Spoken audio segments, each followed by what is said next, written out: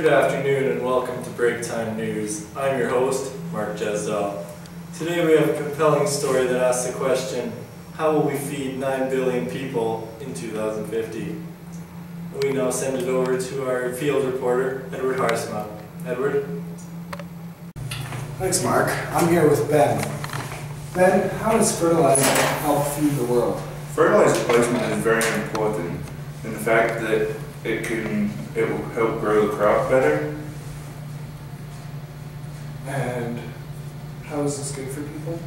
Well, with the right fertilization and cropping rotations, it would help increase corn by 64%, and also in wheat, it would help raise the yield by 71%, and also it has been shown in rice to raise it by 47%.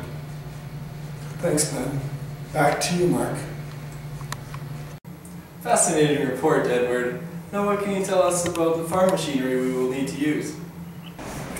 Thanks, Mark. We're here on location.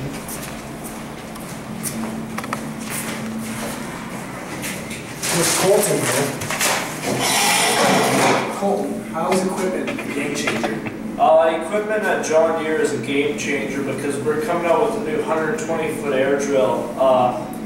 We're gonna incorporate some features like both tow between tank and the rear tank that's helping us more accurate, like seed placement. We got fertilizers in one, our seed in the other. It's totally separate, Is this going to be able to feed the whole world? Oh yeah. We're seeing big outputs from this. A lot of farmers, we got a lot of sales on this piece of equipment already.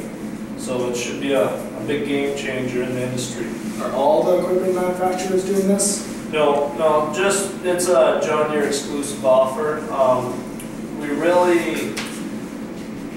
Nobody else is ever going to compete with John Deere. I mean, you know it yourself. You got your John Deere hat on. Nothing runs like a Deere. You got that right. Back to you, Mark. She does think my tractor is sexy. In other news, GMOs have become the hottest thing in agriculture since the plow. With the story, here's Edward. Thanks, Mark. We're live on location here with Dylan. Dylan, in the past 50 years, the population has almost doubled, more than doubled. How does this correlate with GMOs?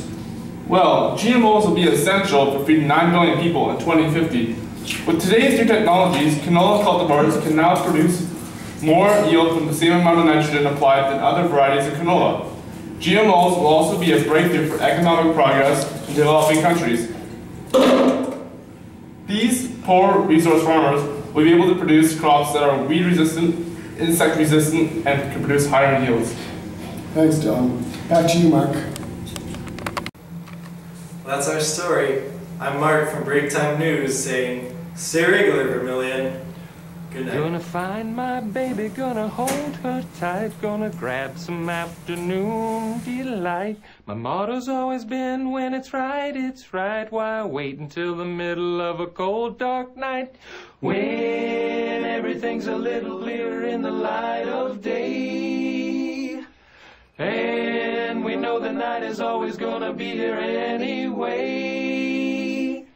Thinking of you's working up my appetite. Looking forward to a little afternoon delight. Rubbing sticks and stones together, making sparks ignite. And the thought of loving you is getting so exciting. Sky rockets in flight.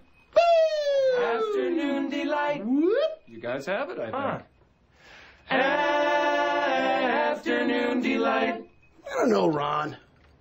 That sounds kind of crazy. Sounds like you have mental problems, man. Yeah, you have mental problems, man. Yeah, it really does. Man. Afternoon delight.